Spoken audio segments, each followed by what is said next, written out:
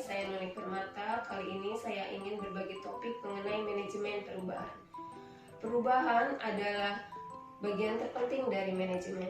Seorang pemimpin akan diukur keberhasilannya dari kemampuan ia untuk memprediksi perubahan dan menjadikan perubahan itu sebagai suatu potensi. Pemimpin yang memiliki personality behavior dan the sense of power yang memiliki kemampuan dalam menghadapi perubahan.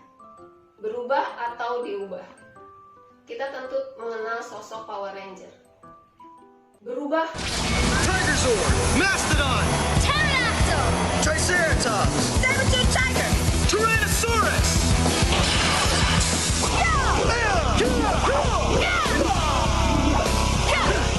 Adalah kata-kata sakti yang jika mereka mengucapkannya maka mereka akan berubah menjadi penyelamat dunia. Hal ini tentu tidak akan semudah itu jika kita melakukan perubahan. Ada banyak langkah yang harus dilakukan dalam melakukan perubahan. Seperti yang disampaikan oleh Kotler, ada 8 langkah yang harus dilakukan.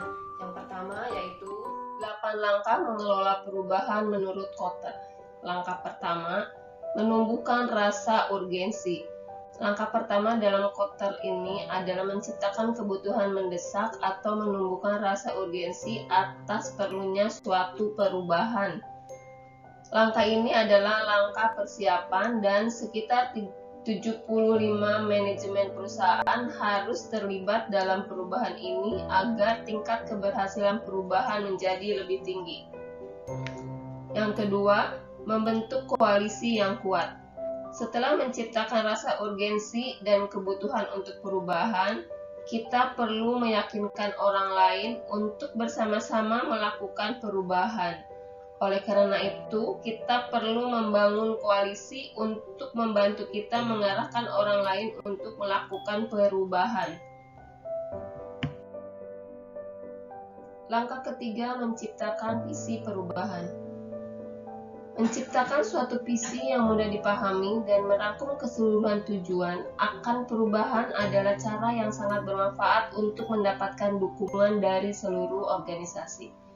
Langkah keempat, mengkomunikasikan visi perubahan. Visi perubahan yang telah diciptakan harus dikomunikasikan ke seluruh organisasi agar bisa mendapatkan dukungan dari semua organisasi. 4 langkah pertama tadi adalah langkah yang sangat penting dalam membangun kekuatan dalam suatu perubahan. Langkah selanjutnya adalah menghapus rintangan.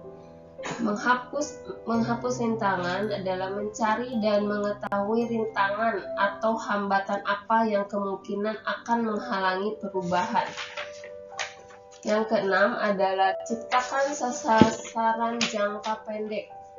Untuk menumbuhkan semangat dan mempertahankan dukungan akan perubahan ini, kita harus menunjukkan keuntungan dan menciptakan sasaran keberhasilan untuk jangka waktu pendek. Langkah selanjutnya, langkah ketujuh, terus membina perubahan yang telah diciptakan. Tetaplah menetapkan tujuan dan menganalisis apa yang dapat dilakukan dengan lebih baik untuk peningkatan yang berkelanjutan. Dan langkah terakhir adalah kukuhkan perubahan ke dalam budaya. Perubahan harus menjadi bagian dari inti organisasi agar perubahan dapat memberikan efek manfaat yang lama. Tidak semua perubahan membawa hasil seperti yang diharapkan. Ada beberapa hal yang dapat mengakibatkan perubahan tidak membawa hasil, diantaranya kepemimpinan yang tidak cukup kuat. Perubahan menuntut hadirnya pemimpin yang kuat. Kepemimpinan yang kuat tidak sama dengan kepemimpinan otoriter. Kepemimpinan yang kuat berarti kepemimpinan yang penuh wibawa karena bersih, ahli, dapat dipercaya, dan jelas arahnya. Salah melihat reformasi. Reformasi sering hanya dianggap reorganisasi oleh para birokrat. Reorganisasi adalah mengubah bentuk organisasi. Tujuan perubahan adalah mengubah manusia, bukan mengubah organisasi. Adanya sabotase di tengah jalan. Perubahan akan selalu menghadapi tantangan, khususnya dari mereka yang tidak menyukai pimpinan baru atau mereka yang khawatir akan berubahnya suatu kenikmatan-kenikmatan yang selama ini mereka peroleh. Komunikasi yang tidak begitu bagus. Perubahan menuntut adanya komunikasi. Informasi resmi dari satu arah saja belum cukup. Kelima, masyarakat yang tidak cukup mendukung perubahan. Kalau dukungan tidak cukup kuat, maka perubahan hanya akan menyisakan kepedihan. Dan yang keenam adalah proses buy-in yang tidak berjalan. Perubahan harus menjadi agenda seluruh komponen organisasi.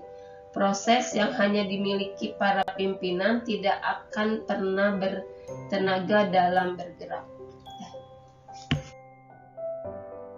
Perubahan tidak bisa dilakukan tanpa perhitungan yang masak. Ia memerlukan manajemen, yaitu manajemen perubahan. Ia juga memerlukan pemimpin yang bersungguh-sungguh dalam melihat, menggerakkan, dan menyelesaikan seluruh proses perubahan itu sampai tuntas.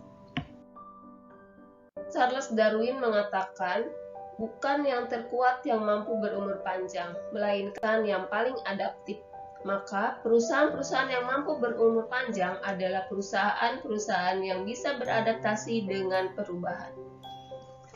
Perubahan tidaklah mudah untuk dilakukan.